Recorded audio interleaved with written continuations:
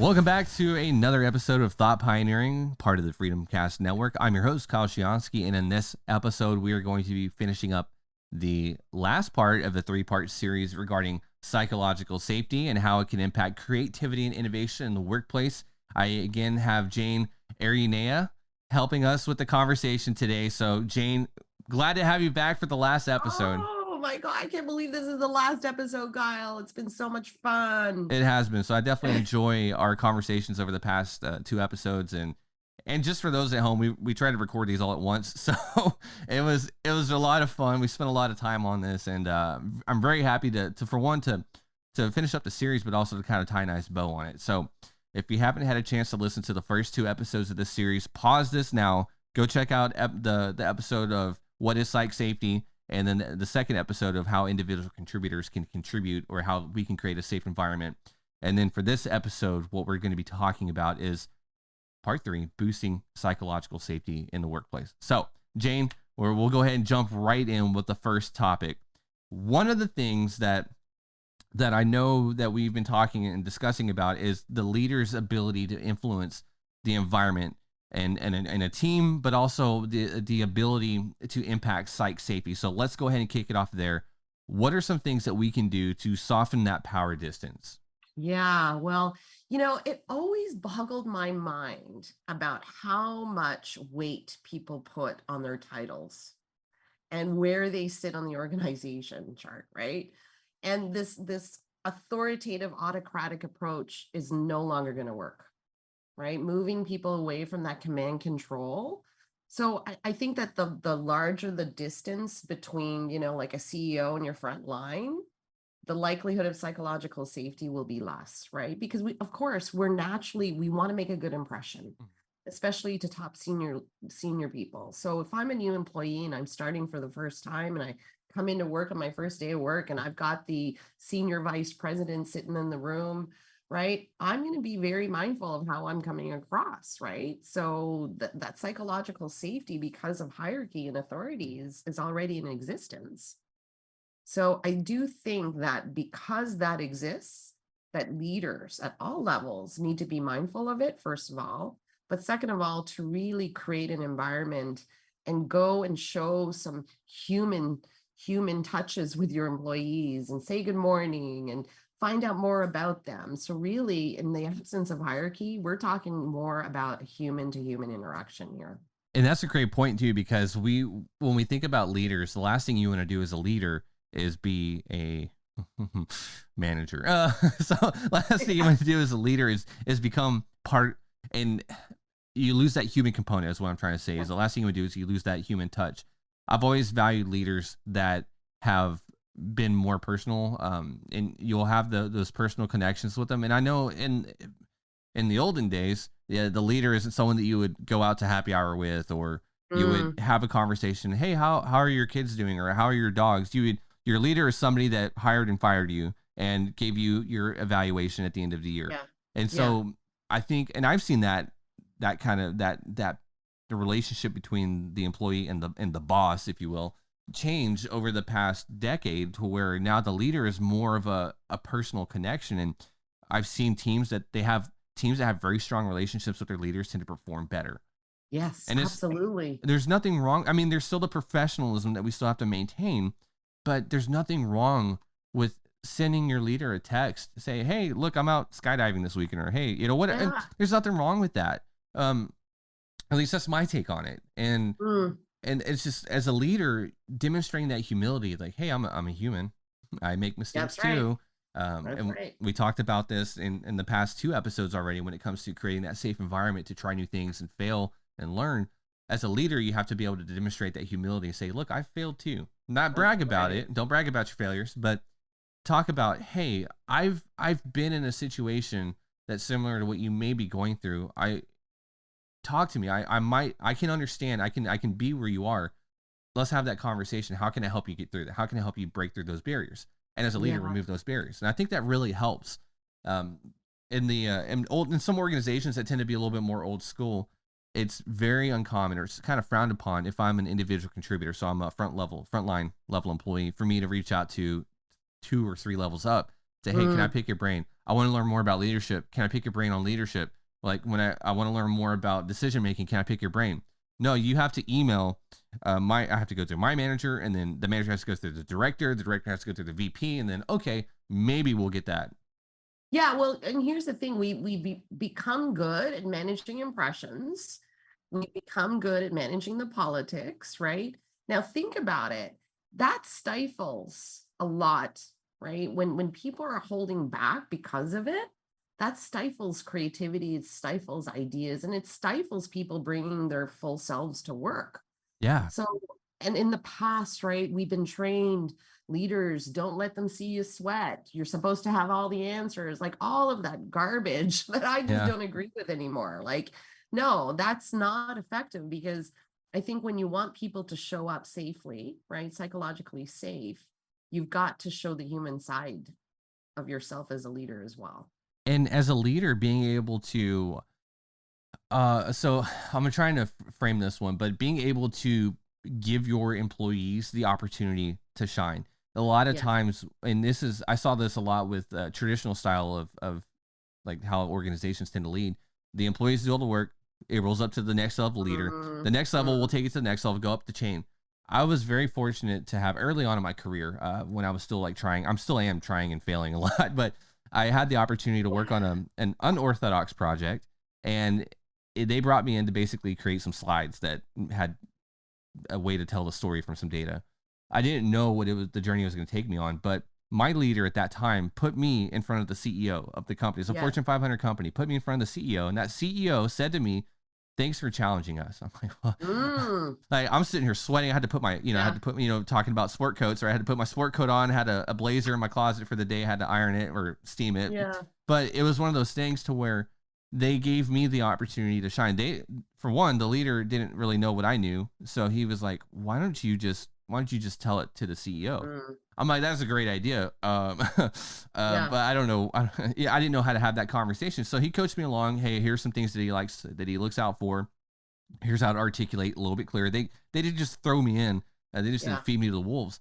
But I found that very empowering to Well, say, that's a great leader then, Kyle, yes, right yes. there, you know? I was very thankful for that moment. I learned a Mm, lot along the way, but it was also just demonstrating the humility from that leader to say, I don't know how to speak to what you do. For one, I don't even know what you do. I just let you do what you need to do, and you do things. And so that yeah. they come out okay. So I'm not gonna impede on your process. So why don't you come in and why don't you talk to these senior executives?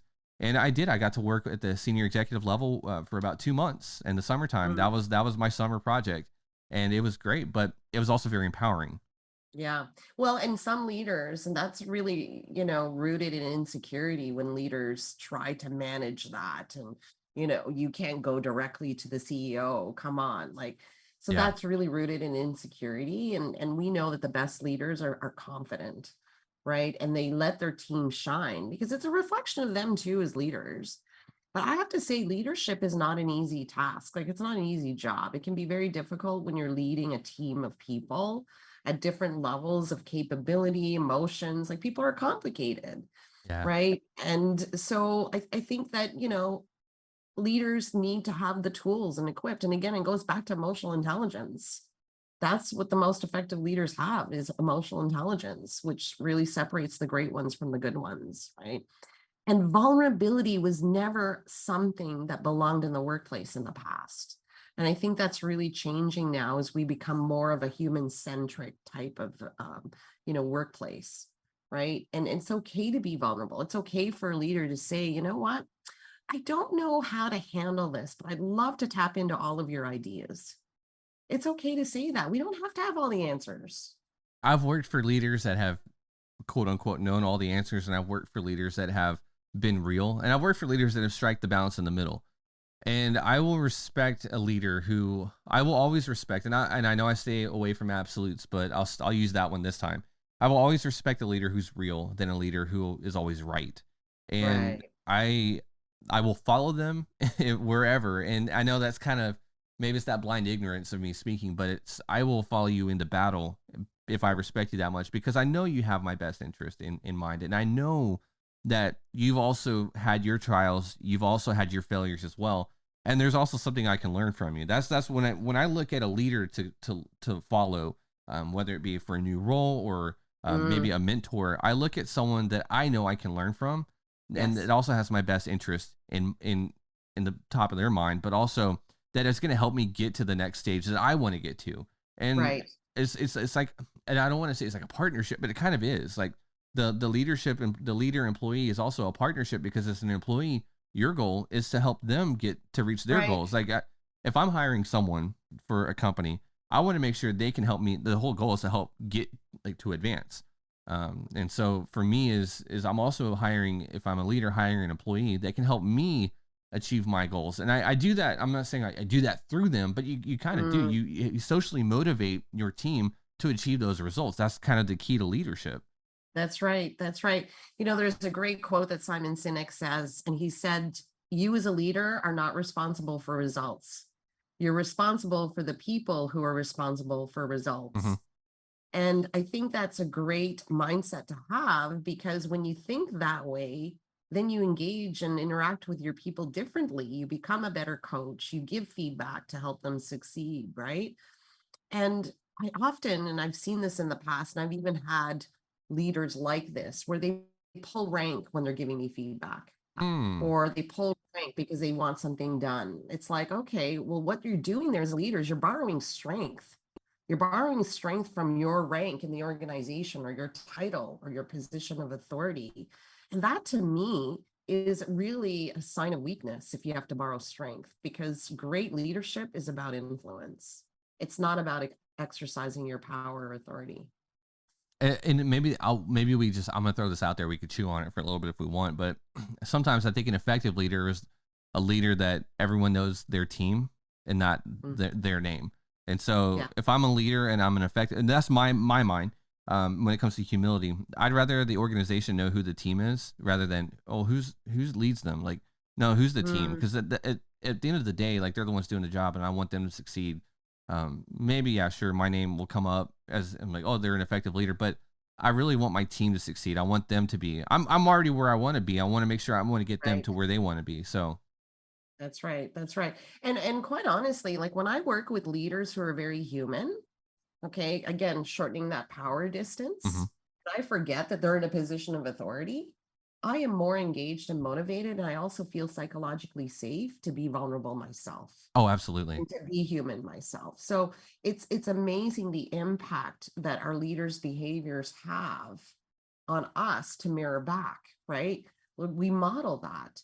But if I had a leader who wasn't like that, then I'd be a little bit guarded. Yeah. I'd hold back ideas. I'd stay silent. I would be, I wouldn't want my coworkers or my leader to see me that, that I'm struggling with a task. Okay. And that's not a healthy environment, quite honestly, because then people start to hide mistakes, Hmm. or, and then you get into self-preservation mode again. You feel fear. And that doesn't have benefits to the brain and how you behave. And then that doesn't have benefits to the organization. Thinking back to, as well, as we start thinking about, the leaders being more human and having, showing that humility as well, and humbleness too. That's another big Mhm. one. Being humble. One of the things that can help with boosting the psychological safety is supporting the team being able to share information with amongst themselves. And our last Yeah. episode, we talked about the importance that psych safety has on just a team within itself, not just like the Mm. leadership is one thing, then you have the team level. So why is it important for the leader to support team information sharing to create a psychologically safe environment? Well, I think we need to have trust in our team members as well, because otherwise, if you're in a state of anxiety, it causes stress. Hmm. And people start to shut down, and we get into the self-preservation mode. So I think it's important that we share information with each other, whether it's an idea that I think would benefit my coworker, or whether it's giving feedback, opening up those lines of communication, and ensuring that we have relationships of high trust, is critical, right? um, so this anxiety, we're already going into the workplace with stress. And I would love to be able to go into work and not feel that added stress because I don't trust my team, or because I'm not clear of what's expected of me, or my leader is, has high expectations and I can't deliver. So I think an environment in the workplace that's, where you feel good about yourself is a healthy way to go. So it's an interesting point you bring up too about anxiety, and that'll kind of take us into our next topic, which is mitigating anxiety. Mm, When we come into work stressed, we already start our day with a high anxiety. I mean, let's be honest, life itself can just create anxiety. absolutely. Driving to work. I live in Houston, and thankfully, I know we always joke. And Houston's an hour away from Houston. Thankfully, I work for a company where we're 100% remote. I don't have to drive. My commute every morning is down the stairs, which is still, I could still take a tumble depending on, Right. how Right. awake I am. But I used to drive into work. I would get into work stressed because Yes. it was you have that. Well, I got to be in my seat like 8 a.m., 9 a.m., whatever it may be, and somebody got into a wreck, ruined my day, and thankfully I had understanding leaders, but I would sometimes traffic out of your control gets in the way. You come into Mhm. work stressed. What does that do? Well, that impacts my whole day. And we talked about emotional intelligence too. If I Right. come into work high stress, high anxiety, how am I going to react when things don't go well for that day? A lot of times we're putting out fires. Well, how I put out that fire might be different. Mm, As a leader, if I come in high anxiety, and yes. how does that impact the how does that impact my influence on the environment that I can create for my Right. team? Right. Well, my gosh, I know right away when my leader comes in and they're anxious and stressed, I pick up on that energy, right? Yeah, There's this social contagion, right? I had a leader once that our day depended on the mood she was in. really. Like, oh my gosh, yes, because sometimes she would be so stressed, but it would extend to all of us as team members, and we'd stay in our offices and we'd work and put our head down, and we found that every time she was off, we were actually more productive, you know? And Yeah, here's a question for you, Kyle. Do you think we should have fun at work? I do. I think it depends on the type of work too. I mean, Yeah. if you're at a if you're in a factory and you have to manufacture cars, yeah, have fun, but like make sure you're still Yeah. doing the right, like doing your job up to spec. But yeah, if you make work fun, yes, it makes it so much easier. That's right. And that helps mitigate anxiety. Like if Yeah, I if I enjoy working with my team and I love the work that I'm doing, this brings me joy. So now all of a sudden I go into work and I'm looking forward to going into work. And I'm going to absolutely. show up positively and I'm going to show up engaged. But if I show up to work every day and I'm stressed because, my day depends on my boss's mood, or I'm working with so and so and I don't always enjoy working with so and so, that's going to affect how I show up and how I do my work. I recently switched roles, and I'm joking now because you say find something, have fun at work. I don't think I've worked for the past 2.5 months. I don't know if I should say that. I love it. You I think? so know what you mean. Yeah, I don't feel like I'm going into work every day, honestly, because we love what we do, right? We yeah, enjoy it. We love our team and it's such a joy. It actually adds to my life, it does. honestly. So I mean, God, I imagine workplaces in general to be that. It is. Why add to people's stress? And I know I said the comment about the factory earlier. It's okay to have fun in a factory type environment. I mean, the fun that you have can be more of a competitive fun. Mm, I used to intern for the National Weather Service. A long time ago, I wanted to be a meteorologist, and I'd interned at the National Weather Service. And in high school, I got to wake up at 3 o'clock in the morning and get to the location by 4 a.m. And we launched weather. I got to launch weather balloons. I got certified in upper air observation. It was a lot of fun. I really did enjoy it. But what high school kid would wake up at 4 in the morning? And then I was also in yeah. band. So in football season, I would wake up. That was just the easiest way for me to be awake, go to the weather service, launch a weather balloon, get to band practice in time in the morning. But we had a fun competition, and we always tried to see who could fly their balloons the highest.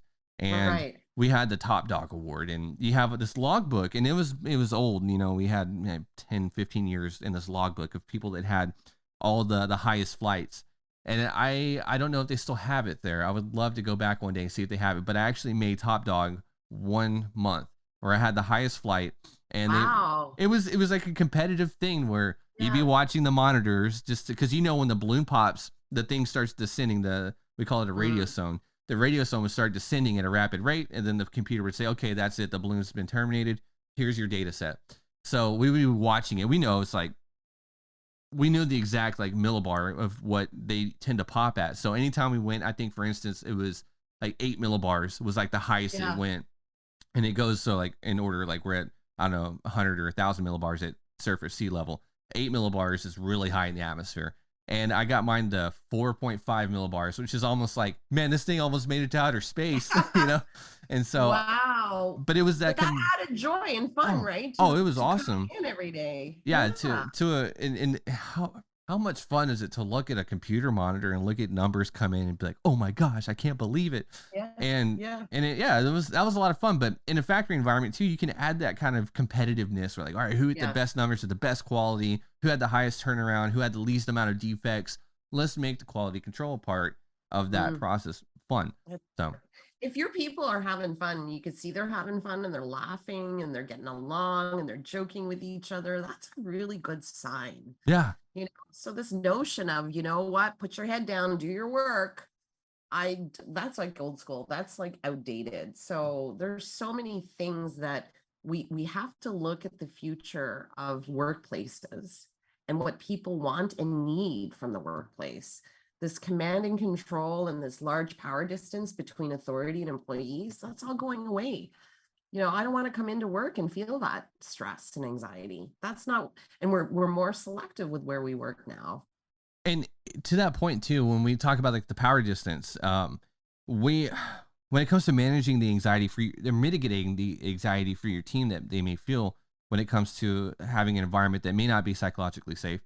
One of the things that you can do as a leader is normalize those vulnerabilities related to Yeah. your role. We talked Yeah. about humility and being human a little bit earlier in this episode. We had another episode talked about failing and successfully failing, what that looks like. As a leader, what can we do to normalize those vulnerabilities that are related to my leadership role so that the team members know it's okay? Mm, Like yeah. this is all part of the learning process. Yeah, well, we made reference to this in past podcasts, but I think it's very important to appreciate our people as whole people. Yeah. Like, I'll give you an example. I have a friend, and she works for an organization where you got to be at your desk for 8 a.m. Hmm. And in fact, throughout the interview process, they said to her that if you're not at your desk at 7:30, that means you're late. Well, wait a second. I start at 8, right? So she's got some young children, and there are times where she's challenged with getting them out the door or getting them ready, and it causes her to be a little late, but she's already going into work stressed, because if I'm not at my desk by 7:30, then I'm going to be stressed. So I think we need to appreciate that we all have our challenges at home. We've got things that we're dealing with and that we as managers are not aware of. And if we get very rigid with you got to be at your desk for 8 a.m. or 7:30, if otherwise you're late, even though your shift starts at 8, Yeah. well, gosh, that's going to create stress for me because I've got my children that I need to take care of. So embracing the whole person is absolutely critical. And we need to normalize, people saying things like, you know what, I'm struggling getting my babysitter, getting my kids to my babysitter or whatever. We need to normalize. We need to be safe enough to be able to be honest and to say those things to our employer. Yeah, because the last thing we want to do, again, I brought this up in an earlier episode where people nowadays, it's not uncommon to live paycheck to paycheck, and Mm-hmm. you start messing with people's livelihoods or way of living, they tend to play it safe.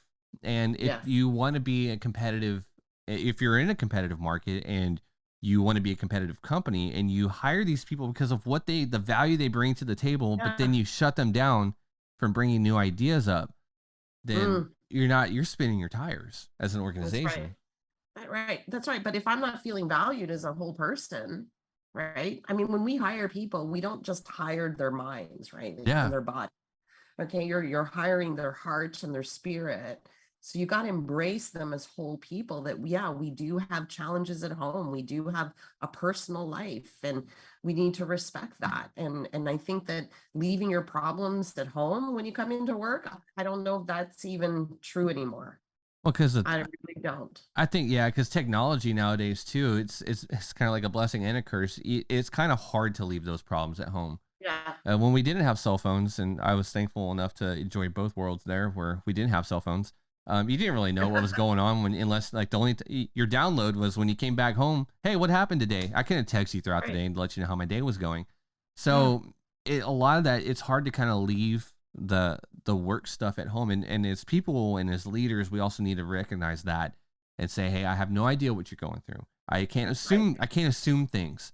And that's really that psychological safety really kicks in. And it's like, I can't assume that everything's perfect or hunky-dory in your world. As a leader, my job is to again, to help you feel safe, but also to help uncover some of these things. So maybe I can remove some barriers. What can I do right now that'll help you in this time? It may not be like personally, but it may be like, what can I do? Like, is there something that I can take off your plate that maybe we can have somebody else do? That way you don't feel like you have to take everything on. You don't have to feel that burden. And That's right. yeah. That's right. Now, on the flip side of that, though, Kyle, too, is that if I'm stressed at work, I take that stuff home. Oh, yeah. How could you separate that, right? Like, how could you separate? There's me, there's Jane. This is what I experienced today. Had a bad day at work. My boss was stressful. And, then I go home and I interact with my husband differently. Let's be real here. So you take that stuff home. So I think that this work-life integration is really, really more of what it's about. It's not the separation. We don't compartmentalize that way anymore. So when we think about vulnerability too, what are any other additional tips that you'd like to throw out there, or just any shout outs you'd like to give? Well, I really want to thank the work of Brene Brown and her work around vulnerability and making it okay to be vulnerable. And if we can get leaders to understand that being vulnerable is not a sign of weakness, it's actually a sign of strength, then it will enable us to relate to each other and to our teams from human to human. Yeah. It's really just, again, putting that human element back in the workplace, I think is critical if you want people to show up and bring their best selves. I go back to what Craig Rochelle says is people will always follow a leader who is real versus a leader who is always right. Yes, exactly. It's about that authenticity of people. And I think leaders try to put on the facade, I got to look tough. I got to be, I got to have all the answers, and they put armor on. And to me, I right away, I disrespect people like that, because that to me is not authentic. And if you're not authentic, I can't trust you. Yeah. Absolutely. Yeah. All right, Jane. Well, I appreciate your time. That wraps up this episode of Thought Pioneering. And wow, this is our third episode. So it'd be over 3 months that we've had these conversations that have been coming out. So I definitely appreciate your time. Hopefully I get to have you on another episode in the future. Anytime. Love this. I just love that we're having conversations about important things. It's a lot of fun. And for me, I always love talking to people. I like talking to people. My wife calls me a little social butterfly, but is that right? Yeah. In other words, I think she calls me like an extrovert or something like that. I don't know, but she knows I like to talk to people, and I just like having conversations and learning, because that's part of the learning process for me. Is the curiosity element comes in of what can I learn more about this topic? And there are a lot of other people out there that know way more than I do, and my goal is to get them on this podcast so we could talk about those things. So I definitely appreciate your time, Jane, and I'm looking forward to our next conversation. All right, thank you, Kyle. This was fun. For the listeners out there, if you like this episode, feel free to smash that like icon and share this podcast with your friends and family. And if you want to be notified when we launch more content from this channel, then ring that bell icon to receive alerts when new episodes drop. We'll see you next time on Thought Pioneering.